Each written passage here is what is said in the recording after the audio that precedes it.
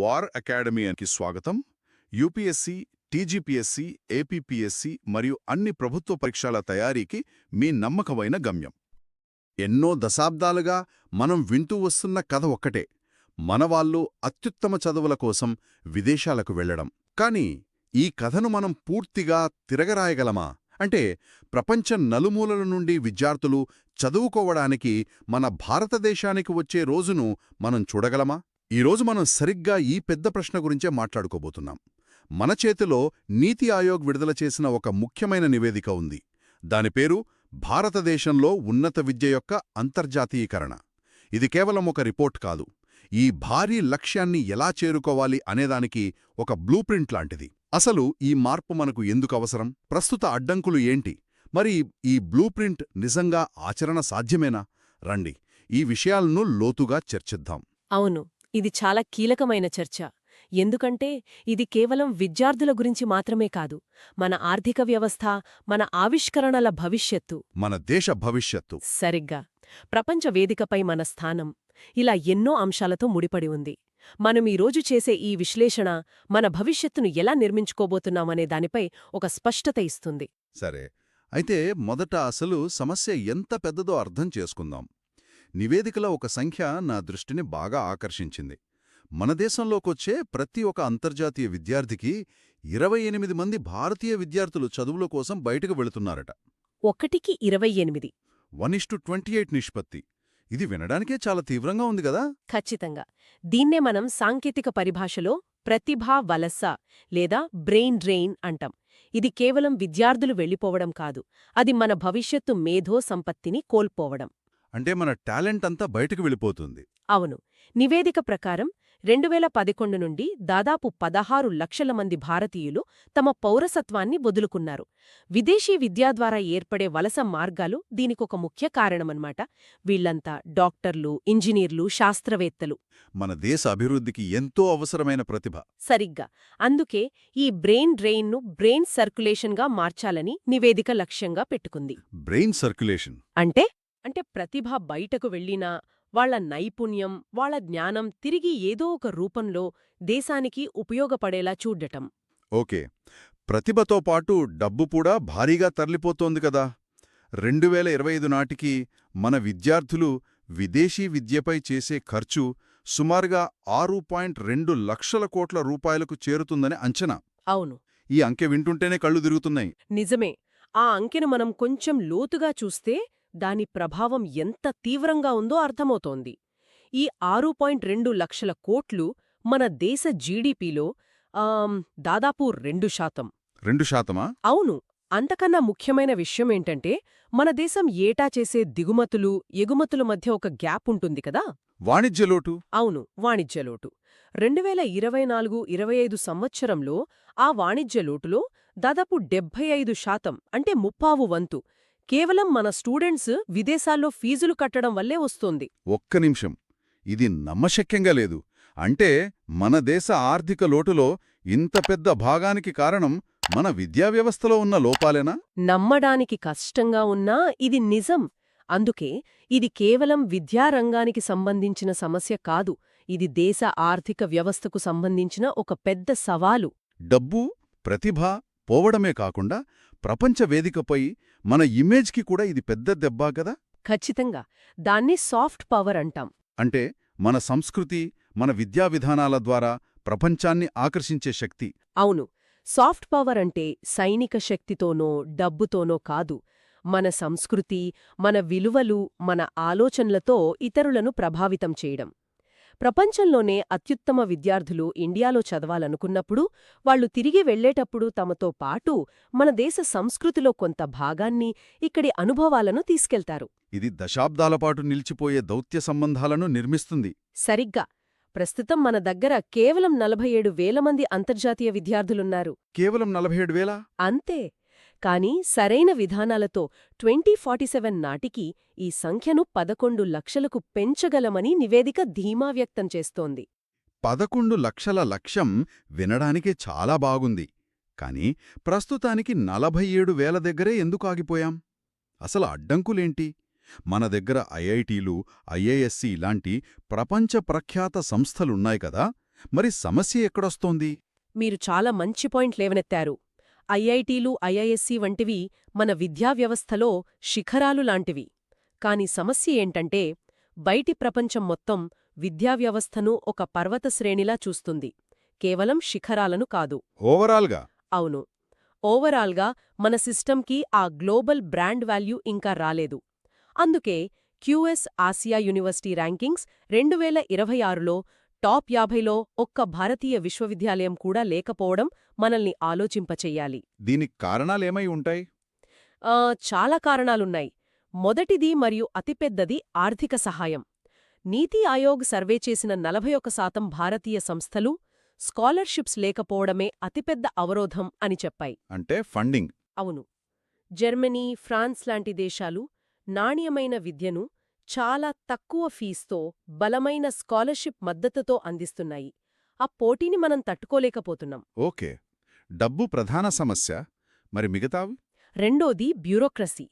మన వీసా నిబంధనలు చాలా సంక్లిష్టంగా, సమయం తీసుకునేవిగా ఉన్నాయి. Red tape. సరిగ్గా. ఆస్ట్రేలియా లాంటి దేశాలు విద్యార్థుల కోసం ప్రత్యేకంగా ఫాస్ట్ ట్రాక్, సులభమైన వీసా వ్యవస్థలను ఏర్పాటు చేశాయి. మనం ఆ విషయంలో చాలా వెనుకబడి ఉన్నాం. విదేశీ ప్రొఫెసర్లను ఆకర్షించాలన్నా ఇదే సమస్య అంటారా? ఖచ్చితంగా. కఠినమైన నియామక నిబంధనలు, జీతాలపై పరిమితులు వాళ్లను నిరుత్సాహపరుస్తున్నాయి. ఇన్ఫ్రాస్ట్రక్చర్ గురించి కూడా నివేదికలో ప్రస్తావించారు కదా, అంటే మౌలిక సదుపాయాలు. అవును. అంతర్జాతీయ ప్రమాణాలతో హాస్టళ్లు, అత్యాధునిక ప్రయోగశాలలు, డిజిటల్ లైబ్రరీలు చాలా క్యాంపస్లలో ఇంకా లేవు. ఐఐటి మద్రాస్ లాంటి కొన్ని సంస్థలు మినహాయిస్తే చాలా చోట్ల పరిస్థితి మెరుగుపడాలి. చివరగా, మన విద్యా విధానం, మన కోర్సులు ఇంకా ఎక్కువగా ఇంటర్డిసిప్లినరీగా, అంటే బహుళ శాస్త్రాలను కలిపి పరిశోధన ఆధారితంగా మారలేదు. దీన్ని అర్థం చేసుకోవడానికి ఒక ఉదాహరణ చెప్పగలరా? తప్పకుండా. మన ప్రస్తుత సిస్టం ఎక్కువగా స్పెషలిస్టును తయారుచేస్తుంది. అంటే వేరు రైలు పట్టాలపై వెళ్లే బోగీల్లాగా. కానీ climate change, artificial intelligence, ethics లాంటి సమస్యలు ఒక రద్దీగా ఉండే సిటీ జంక్షన్ లాంటివి. ఓ, మంచి పోలిక. అన్ని వైపుల నుండి వచ్చే ట్రాఫిక్ ఒకదానితో ఒకటి కలవాలి, మాట్లాడాలి. మన కరికులంలో అలాంటి జంక్షన్లు మరిన్ని నిర్మించాలని ఈ నివేదిక వాదిస్తోంది. ఓకే, సమస్యలు చాలా క్లియర్గా ఉన్నాయి. Finance, branding, bureaucracy, infrastructure. ఇంత పెద్ద జాబితా చూస్తే కొంచెం నిరుత్సాహంగా ఉంది. మరి ఈ నీతి ఆయోగ్ నివేదిక కేవలం సమస్యలను ఏకరోపెట్టిందా, లేక పరిష్కారాలు కూడా చూపిందా? అదే ఈ రిపోర్ట్లో ఉన్న ప్రత్యేకత. ఇది కేవలం సమస్యల చిట్టా కాదు, ఒక స్పష్టమైన యాక్షన్ ప్లాన్. దీన్ని మనం 3 ప్రధాన భాగాలుగా చూడొచ్చు: డబ్బు, నియమాలు మరియు బ్రాండింగ్. బావుంది. మొదట డబ్బు గురించి మాట్లాడుకుందాం. ఈ ఆర్థిక అడ్డంకిని ఎలా అధిగమించాలని సూచించారు? దీనికోసం 2 పెద్ద ప్రతిపాదనలు చేశారు. మొదటిది, అంతర్జాతీయ విద్యార్థుల కోసం ప్రత్యేకంగా విశ్వబంధు స్కాలర్షిప్లు ప్రారంభించడం. ఓకే.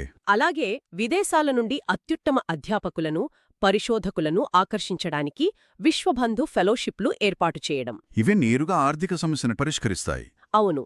రెండో ప్రతిపాదన రీసెర్చ్ ఫండ్ గురించి అనుకుంటా. భారత్ విద్యాకోష్ అని చదివాను. అవును. ఇది చాలా ప్రతిష్టాత్మకమైన ఆలోచన. ఉన్నత విద్యలో పరిశోధనలను ప్రోత్సహించడానికి $10 బిలియన్ సావరెన్ రీసెర్చ్ ఫండును ఏర్పాటు చేయాలని ప్రతిపాదించారు. $10 బిలియన్? అంటే సుమారు 83,000 కోట్ల రూపాయలు. అంత పెద్ద ఫండ్ నిజంగా సాధ్యమేనా? ముఖ్యంగా ఇందులో సగం ప్రవాస భారతీయులు, దాతృత్వ సంస్థల నుండి సమీకరించాలంటున్నారు. అదే, ఇది మరి ఆశావాహంగా అనిపించడం లేదా? ఇక్కడే అసలు టేవైల వ్యూహముంది. ఇది కేవలం డబ్బు సమీకరణ గురించి కాదు. ప్రవాస భారతీయులను ఆర్థికంగా భాగస్వాములను చేయటం ద్వారా వాళ్లకి మన విద్యా వ్యవస్థపై ఒక భావోద్వేగ బంధాన్ని క్రియేట్ చేస్తున్నారు. Emotional connection. సరిగ్గా. ఈ ఫండ్కి డొనేట్ చేసిన వాళ్లే రేపు మన విద్యా వ్యవస్థకు ప్రపంచవ్యాప్తంగా ప్రచారకర్తలవుతారు. ఇది ఒక ఫైనాన్షియల్ స్ట్రాటజీని ఒక పవర్ఫుల్ మార్కెటింగ్ ఎంజన్గా మారుస్తుంది. వావ్, ఇది చాలా ఆసక్తికరంగా ఉంది. అంటే డబ్బుతో పాటు వారి నమ్మకాన్ని, భాగస్వామ్యాన్ని కూడా సంపాదిస్తున్నాం అన్నమాట. ఖచ్చితంగా. ఇక నియమాల విషయానికొస్తే ఏమైనా మార్పులు సూచించారా? చాలా ముఖ్యమైన మార్పులు సూచించారు. విద్యార్థులు, అధ్యాపకుల మార్పిడి కోసం ఠాగూర్ ఫ్రేమ్వర్క్ అనే ఒక కార్యక్రమాన్ని ప్రతిపాదించారు. ఇది యూరోప్లోని ఎరాస్మస్ ప్లస్ ప్రోగ్రాం లాంటిదా? అవును, దానిలాంటిదే. దీని ద్వారా మన విద్యార్థులు ఆసియాన్, బ్రిక్స్ దేశాలకు అక్కడి విద్యార్థులు మన దేశానికి సులభంగా వచ్చి చదువుకోవచ్చు. దీంతోపాటు వీసా నిబంధనలను సులభతరం చెయ్యడం, అన్ని అనుమతుల కోసం ఒకే గవాక్ష విధానాన్ని అంటే ఒక సింగిల్ విండో సిస్టమ్ తీసుకురావడం వంటివి కూడా ఉన్నాయి. విదేశీ విశ్వవిద్యాలయాలు మన దేశంలో క్యాంపసులు పెట్టే ఆలోచన కూడా ఇందులో ఉంది కదా. విదేశీ యూనివర్సిటీలను ఆహ్వానించడం మంచి ఆలోచనే, కానీ దీనివల్ల మన దేశీయ యూనివర్సిటీలు రెండో శ్రేణిగా మిదిలిపోయే ప్రమాదం లేదా? ఇది చాలామందికి వచ్చే సందేహమే. కేవలం పోటీ కాకుండా సహకారాన్ని ప్రోత్సహించాలని నివేదిక స్పష్టం చేస్తోంది. దీనికోసం క్యాంపస్ విత్ క్యాంపస్ వంటి వినూత్న నమూనాలను సూచించింది. క్యాంపస్ విత్ క్యాంపస్ అంటే ఒక విదేశీ యూనివర్సిటీ, ఒక భారతీయ యూనివర్సిటీ కలిసి ఒకే క్యాంపస్లో పనిచేయడం. దీనివల్ల ఇక్కడి విద్యార్థులకు గ్లోబల్ ఎక్స్పోజర్ వస్తుంది, మన యూనివర్సిటీలకు వారి ప్రమాణాలు, బోధనా పద్ధతులు అందుబాటులోకి వస్తాయి. ఇది కలిసి ఎదుగే భాగస్వామ్యం అన్నమాట. ఓకే, డబ్బు, నియమాల తర్వాత మూడోది బ్రాండింగ్ అన్నారు. మన విద్యా వ్యవస్థను ప్రపంచానికి ఎలా మార్కెటింగ్ చేయాలంటున్నారు? దీనికోసం ఒక అద్భుతమైన ఆలోచనను ముందుకు తెచ్చారు. దాని పేరు భారత్ కీ ఆన్. భారత్ కీ ఆన్ అంటే అలూమ్నై అంబాసిడర్ నెట్వర్కా? అవును. ప్రపంచవ్యాప్తంగా వివిధ రంగాల్లో స్థిరపడిన మన ప్రవాస భారతీయులని మన ఉన్నత విద్యకు ప్రపంచ రాయబారులుగా మార్చడం దీని లక్ష్యం. అంటే మన పూర్వ విద్యార్థులే మన బ్రాండ్ అంబాసిడర్లు? సరిగ్గా. చూడండి, కెనడా, ఆస్ట్రేలియా లాంటి దేశాలు తమ రాయబార కార్యాలయాల ద్వారా, పెద్ద పెద్ద డిజిటల్ ప్రచారాల ద్వారా తమను తాము ప్రమోట్ చేసుకుంటున్నాయి. చాలా దూకుడుగా. అవును. అయితే మన బలం మన ప్రజలు. ఐఐటి నుండి చదివి గూగుల్ సీఈఓ అయిన వ్యక్తి మన విద్య గురించి చెబితే ఉండే విశ్వసనీయత ప్రభుత్వమిచ్చే ప్రకటనకు ఉండదు. నిజమే. వారి విజయ గాథల ద్వారా మన విద్యావ్యవస్థ బ్రాండింగ్ను బలోపేతం చేయడం ఈ వ్యూహం యొక్క ముఖ్య ఉద్దేశ్యం.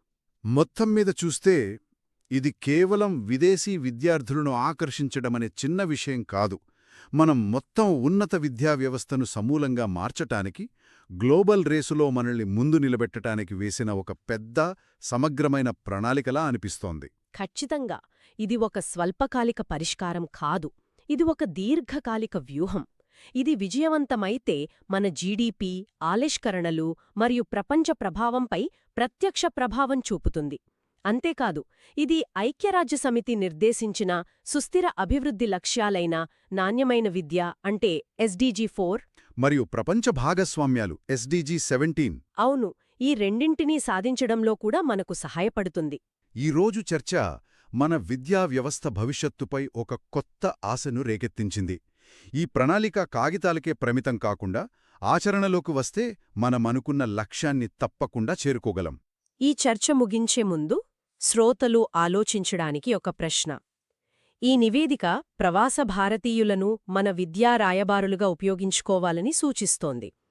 అయితే ఇది కేవలం మన విద్యా వ్యవస్థను మార్కెటింగ్ చేసే ఒక వ్యూహం మాత్రమేనా, లేక మన విద్యా ప్రమాణాలపై ప్రపంచవ్యాప్తంగా నమ్మకాన్ని పునరుద్ధరించడానికి జరుగుతున్న ఒక లోతైన మార్పుకిది సంకేతమా?